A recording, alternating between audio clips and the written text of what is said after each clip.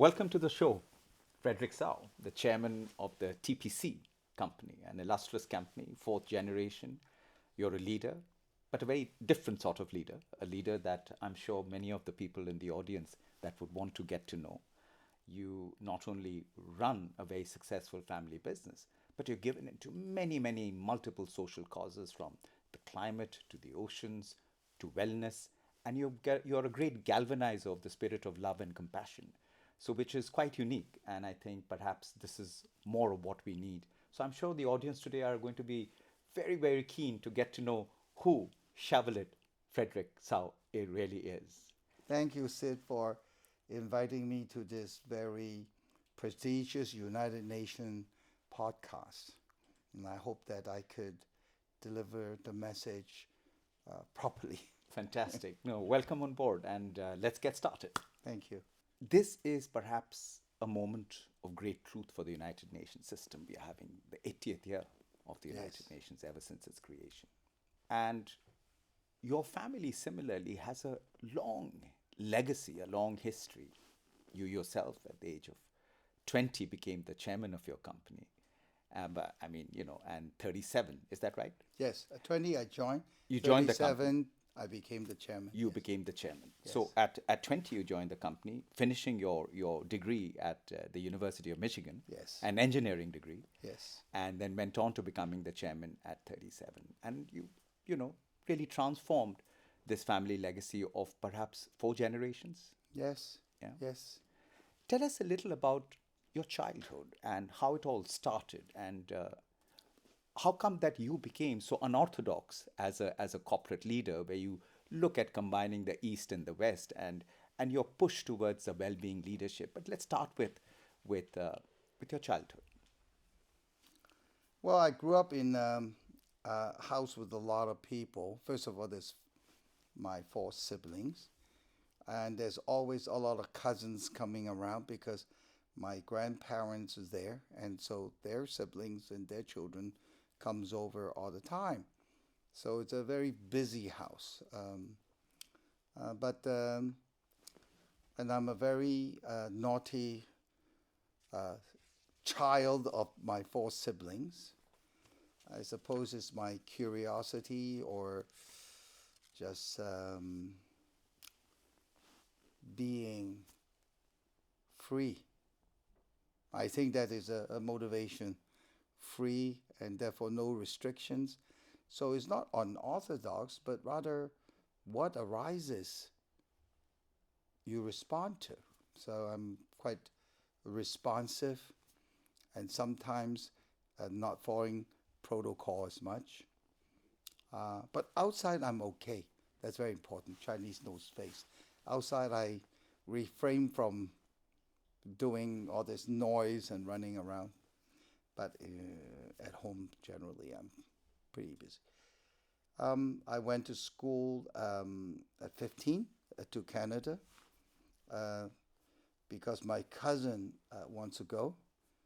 And I said, I want to go too.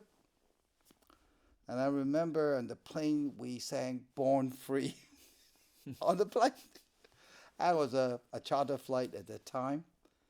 And then it became my a journey alone because in those days, you travel or long distance call is quite expensive. And so I got my own independence earlier than most of the people Wow. around me.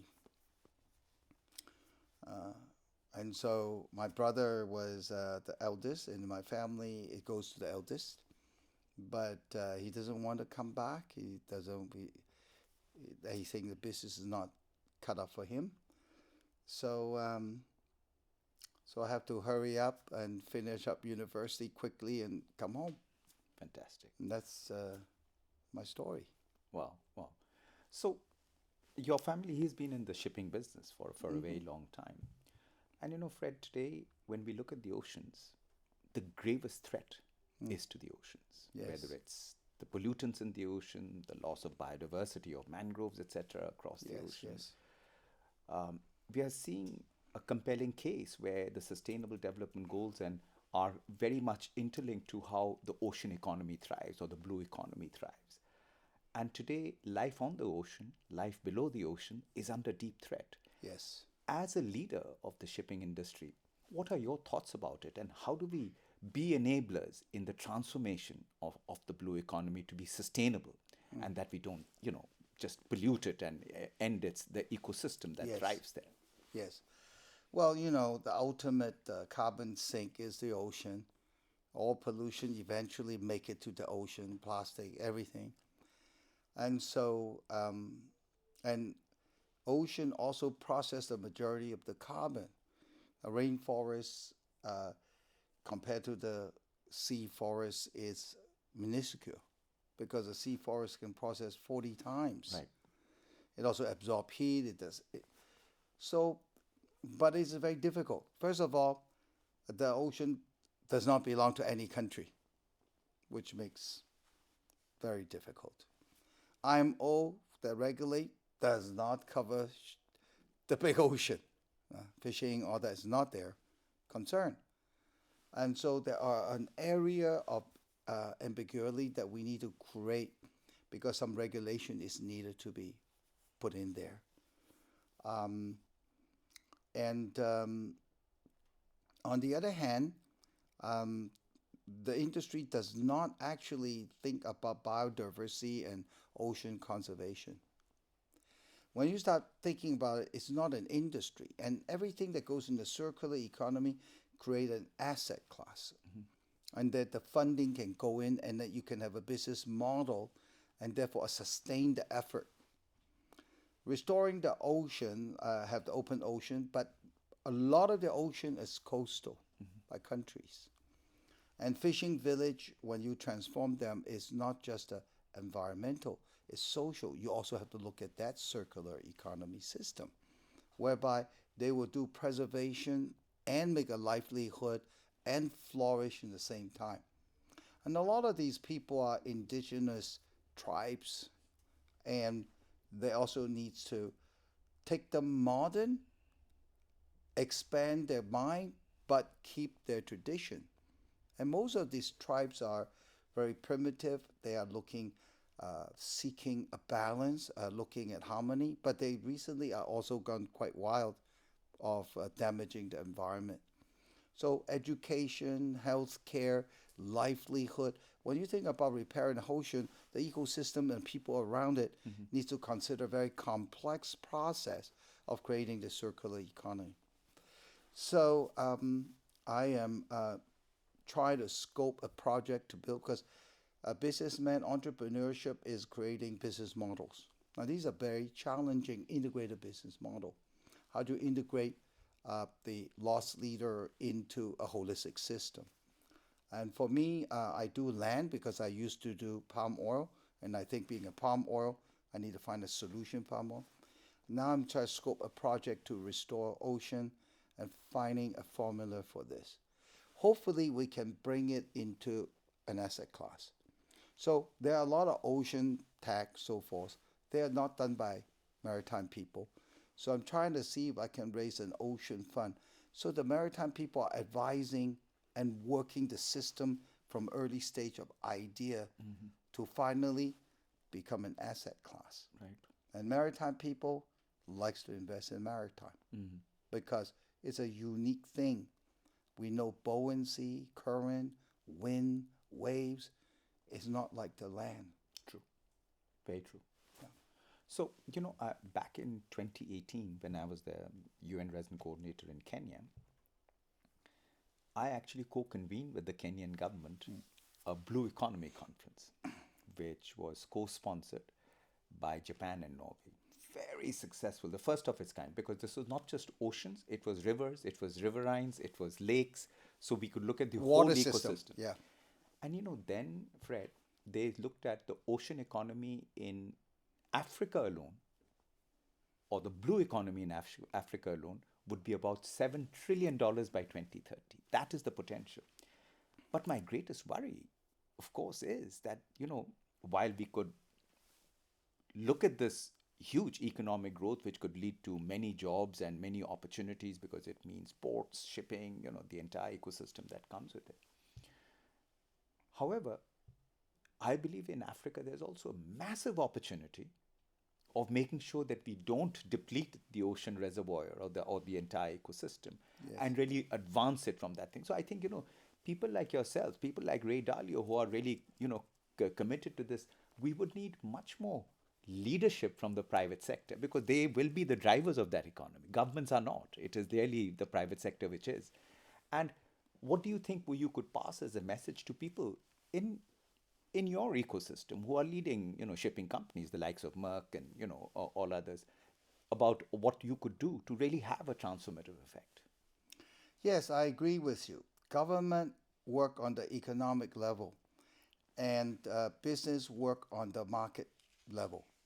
And so the actual execution of the economy, especially this market economy, which makes business very important, take responsibility to work with governments. And therefore, I'm a great promoter of the PPPP um, initiative. We have also number 17 foundation that works on these relationship. Look at the oceans. There are many ocean conferences. I just been to the ocean conference in Nice, but there was one just earlier in Japan, Correct. and then there are even smaller forum.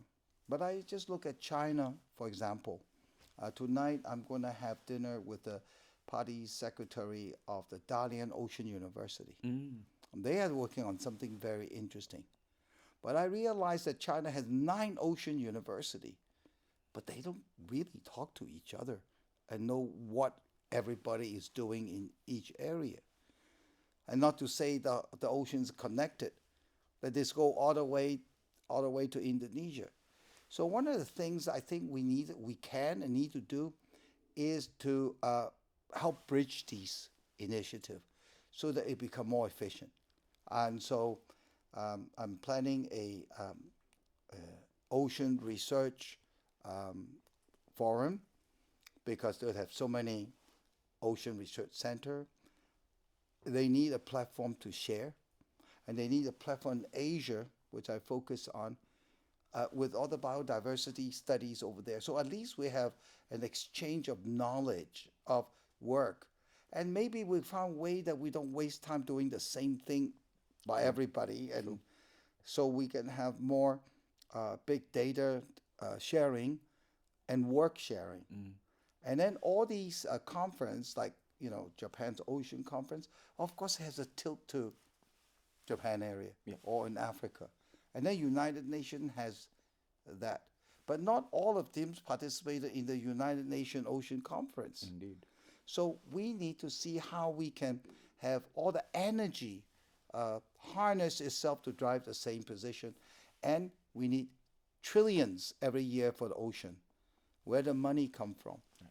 We need to produce the money supply chain from philanthropy to venture to PE to asset class for industry, for family capital and institutional capital. This is a very prescribed way of getting money to talk about how do we solve the problem. Because there's an organization called GIN, Global Impact Investing Network. But everybody's doing their piece. Of course. So we need to also promote there to see how do we need the money supply chain to eventually have true impact by working together. True.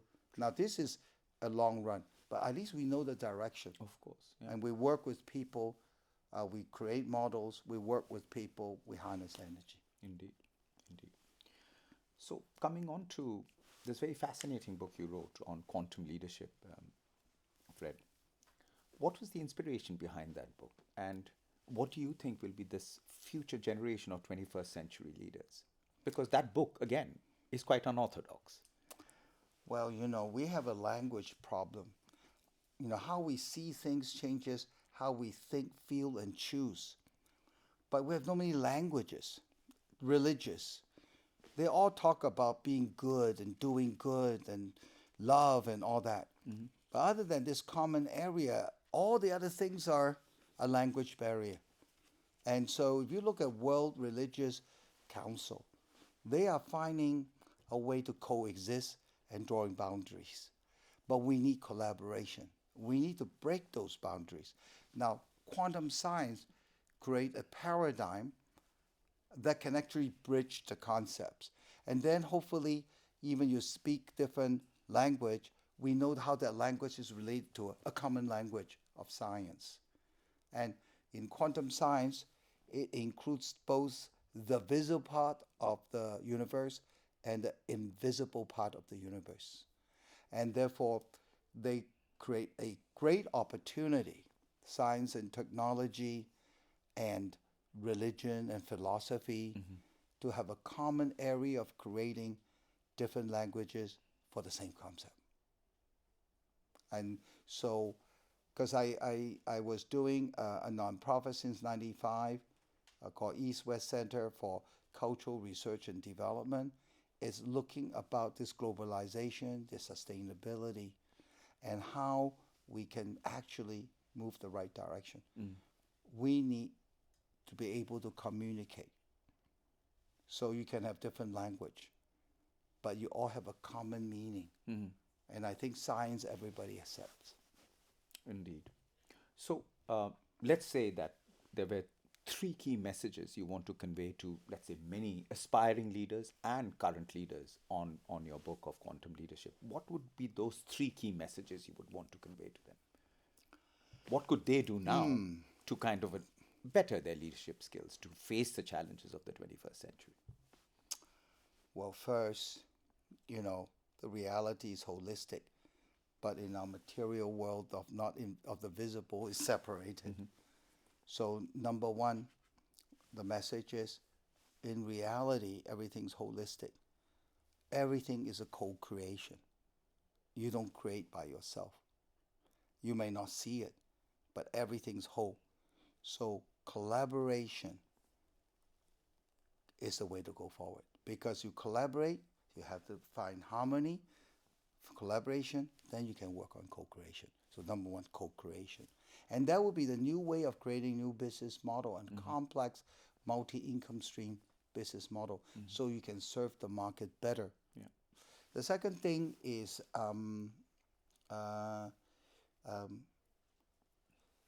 love is the answer. Love is just expression of holistic. I'm not different from you. I am you. You are me.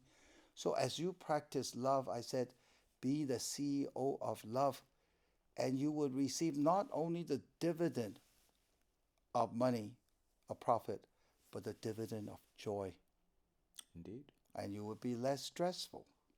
When there's love, there's joy. When there's joy, you're less stressful. It's Very good true. for you. And the third thing I might say is that the journey of co-creation is a journey of shifting consciousness and awareness, which otherwise in religious term called spiritual awakening. Because what you do affects the inner you, and well-being, happiness is an inner state. So as you do the thing, you move yourself to inner state. You have the ultimate to meet our common aspiration, because we all want to be well and happy. And not only us, our family. In fact, we wish all is well and happy, because only all is well, I can be well. So if you move on this journey of quantum leadership, which is your deepest motivation of your true self in expressing your life and then your work, of course, then as leadership, it will flourish. Beautifully said. I think, which really also speaks to your many years or decades actually trying to bridge Eastern and Western philosophies. So when did you see them as clashing or being harmonious? And, what has inspired you in that trajectory? One of my old friends is Professor Du Wei Ming, and he sits across the office of Huntington. So the dialogue of civilization versus the clash of civilization, and we had talked about that. It is both. It's yin and yang. Mm-hmm. Without the clash, the Tao doesn't work. The opposite works because you have the opposite. Without challenge, you have no evolution. Without no pain, no gain. Mm-hmm. So these things are actually the same thing. They are paired into the existence. And we share the same thing. Everybody is born to ask the existential questions. But many says there's no answer, I gave up. But it doesn't mean it's not in you, because that is a universe coded question Mm-hmm. for us to find truth. Mm-hmm. So we just need to go inside, for truth is inside us. Like Christian says, God is inside you. In stillness you will find me. Mm-hmm. True. And very much true in Chinese culture. Indeed, it's there in Buddhism, it's And there in also the Taoism. Indian culture. Yeah, yeah, it's very The much very reality rooted there. Yeah, is in our mind. yeah, yeah. Indeed, and so therefore, I want to understand the inspiration of Octave, which you created. So, what led to the creation of Octave? And perhaps the audience, the listeners, would be very interested to understand more the philosophy behind Octave. Well, Octave is a result of my research of East-West Center. There's a need. There's a need to create new business model for this new era. Mm-hmm. Think about,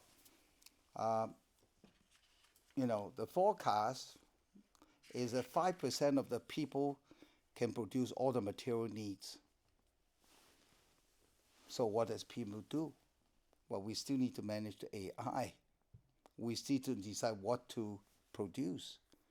And we still need to go to find our true well-being and happiness together. When we have well-being and thriving, Mm-hmm. there's no ESG. ESG is like do less harm. Impact is do more good. When you awaken more and more, and anyway, the machine's doing your job, you have all the time to find out this existential. Who am I? Why am I here? What am I here to do? And truly fulfill your possibility in this life. True. And so we need to manage the AI. We need to teach the AI.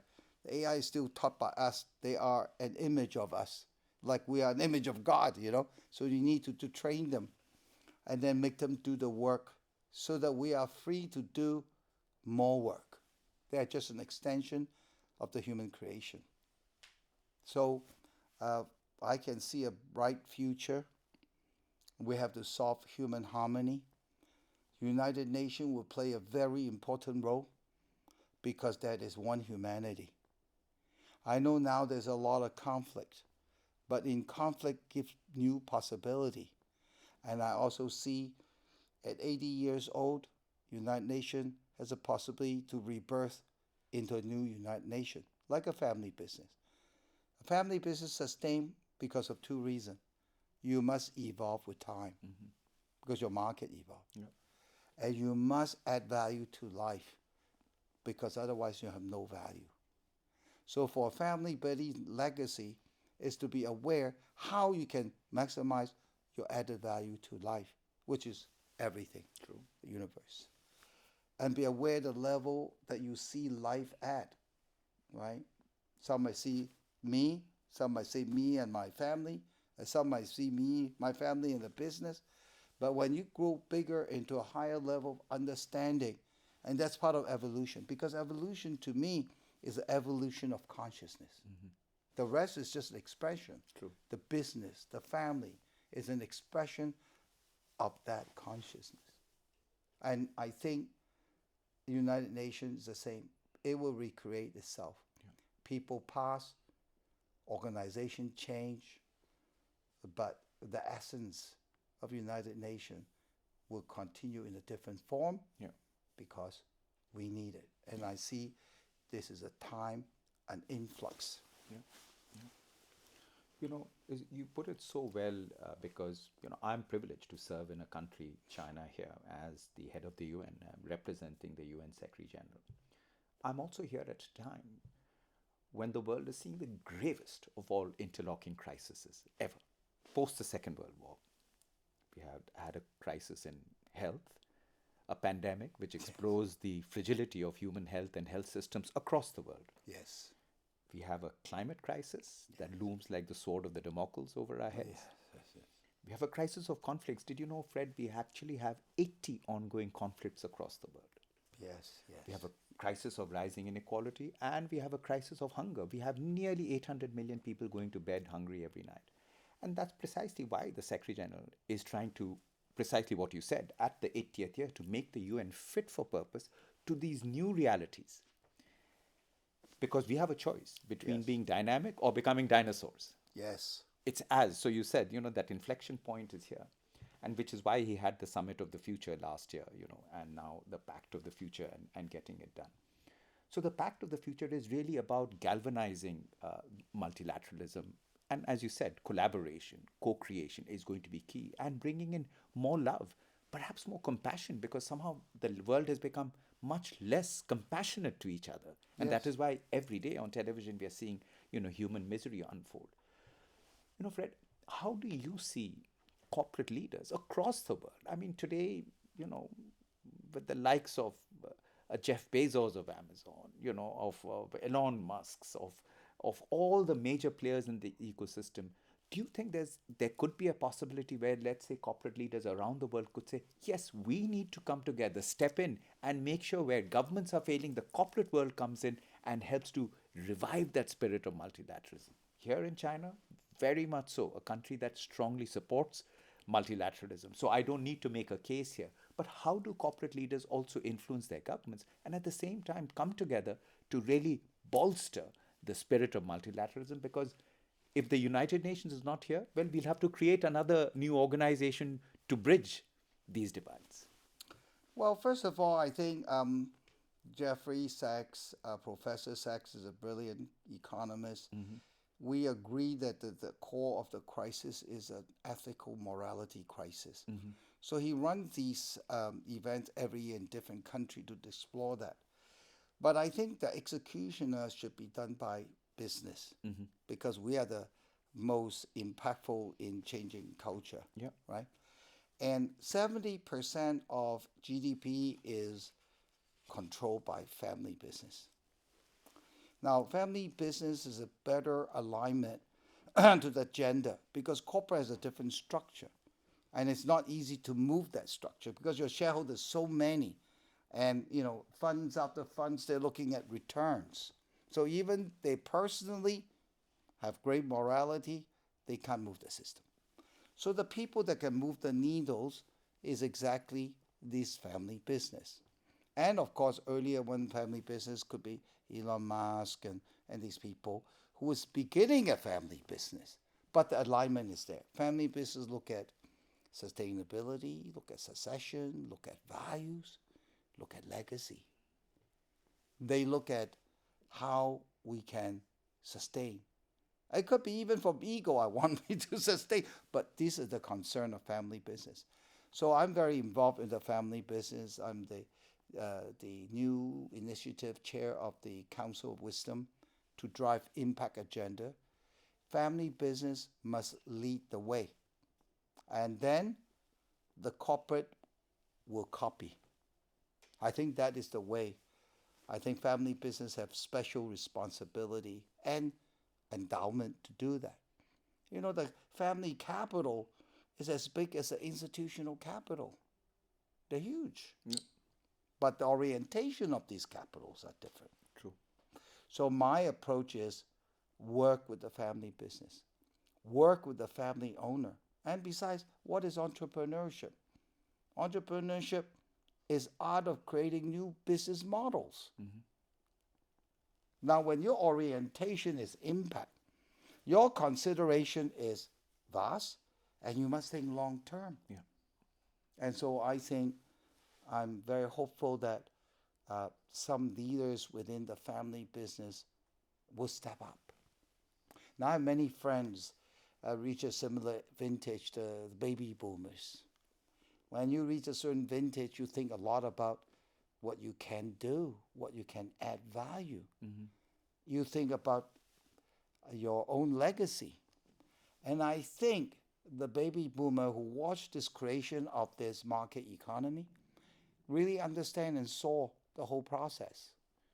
They, in my generation, should take more responsibility in working with next generation in creating a better family business for all. Great. So let's say, you've come here in your life, Fred, created a very successful enterprise. You are also one of the few people that I've met actually in my career of spanning 29 years in the UN that really believes in well-being, the well-being of the individual and the well-being of communities. And when there is wellness and well-being, communities thrive. And I think you know, if when China launched the Healthy China 2030, I recall the words of President Xi Jinping. He said that health is a prerequisite for a people's all-round development. It is a prerequisite for economic and social progress. And we saw the impact of COVID. It hit us like a bolt of lightning, and it struck economies globally. I mean, we are facing an economic crisis that perhaps rivals the Great Depression of the 1930s. What do you think we could do more to advance this wellness perspective? Because, as you know, the world is seeing the severity of chronic diseases, real impact on mental health across the world. We are seeing people who are completely stressed out, and it's creating a level of and perhaps a level of insensitivity towards ourselves. What do you think can inspire that sort of change to bring the concept of wellness within the individual, within institutions? Well, yeah, this has already become every institution that have a wellness budget. Otherwise, you're not loving your staff, right? So a lot of them know how to spend that budget. But from the days that the reduction of sickness, medicine, medical care, now we're moving into a lot more into flourishing health. Now, this China has great resources. This is our tradition. And everybody knows, all the Chinese here knows, nurturing life, 养生. Now, this nurturing life is a whole system. Yeah. So therefore, it goes where the oneness with the universe, 天人合一. And of course, the practice of 天人合一, of reaching oneness, is 人天合一. You have to reach out. You have to live according to patterns. And so it's a very simple, actually, but difficult because you need to rewire your neural wiring to think like that, to work like that. And one thing you know very well, breath is energy. True. If you don't know how to work your breath, you're not going to have good health. So simple thing of doing breath, which you know very well, you push it, you deliver it, can do wonder into every part of your body. True. And mind. So I think that in the revival of Chinese culture, the definition of where China wants to go in its slogan of oneness with universe, harmonizing human relationship with nature, with themselves, and with others. All these Chinese revival will contribute developing prototype into this wellness period. And I think that will be able to interface and help shift the mind of how we do. Now, India has this Ayurvedic, yoga. It's a similar foundation. These are different methodology that everybody can take. They can take it from the Indian tradition. You can take it from the Chinese tradition. There's a lot of methodology of practice. Now, granted, in those days we have more time. Now we need to be efficient. So we just have to create a more efficient system for this era, just like a family business would do. Our needs haven't changed. True. And how we want it has changed. True. So I'm very optimistic. China pushing this direction of, they call it the big wellness, 大健康, that the world will benefit. True. No, and it's going to be critical. In fact, if we look at Sustainable Development Goal number 3 of the SDGs, which is on health and wellness, universal health coverage, Frankly, Fred, in my many years and having worked in 13 countries across the world, one of the primary causes of misery in people is poor health. And that comes from the lack of proper nutrition, the lack of proper, wellness, the lack of proper health, the lack of proper preventative care, the lack of knowledge on health, how people can actually take care of themselves. Because really seen the correlation between poor health and mental health. Actually, health is at the foundation of our overall wellness. I mean, 5 years ago, you know my story where Yes. I used to suffer from all the chronic diseases. Today, I've changed my life. But what I did was, Fred, was to do a deep dive into Chinese Taoist practices Oh. and to look at pranayama and yoga. And what I managed to do was to kind of bridge it together. I believe the ancients in this part of the world knew something, and that is why for thousands of years they've been practicing it. Sometimes, when I was much younger, I used to say, why are these guys sitting there in those mountains and meditation? Don't they have anything better to do? But today I understand that it can actually be, quite. That's what you really need to do. Yeah. Healing. No, and that is why I'm quite addicted to it. So in fact, Guangji, the famous Taoist philosopher, said that in the breath there's not just power, but there's magical power in it. And I have to say, I have experienced a little bit of that, without a doubt. I just came before this from the China Taoist Association. Uh-huh. I met their chair, and we're collaborating in creating a Taoist doctor training school. Oh, really? Wow. And then the idea is to training will include communication, language, and prepare them to go overseas. Without good doctor, it cannot. Absolutely. Meantime, we're working with the Chinese Medicine Association, because without good doctor, without good medicine, you can't heal. True. But one of the key thing about medicine in Chinese, the first you treat the symptom, then you treat the person, then you heal life. True. Current Chinese medicine at best can heal symptoms, but the Taoist medicine aims to heal life. Yeah. And life can be collective too. Yeah. And so we're working with them to see how we can promote this Chinese cultural revival. Yeah. through And health. I'm hoping that I think even modern medicine is finite. Given all the challenges that chronic diseases have, they've not been able to overcome this. And I suppose we will need to recalibrate artificial intelligence, which can actually go deeper into the ancient practices here, whether it's in traditional Chinese medicine, the Taoist practices in India with Ayurveda and all that, and perhaps try to find a synergy between them, because I'm sure there is a cure to most of everything in humanity, because these cures already existed thousands of years ago. Yes.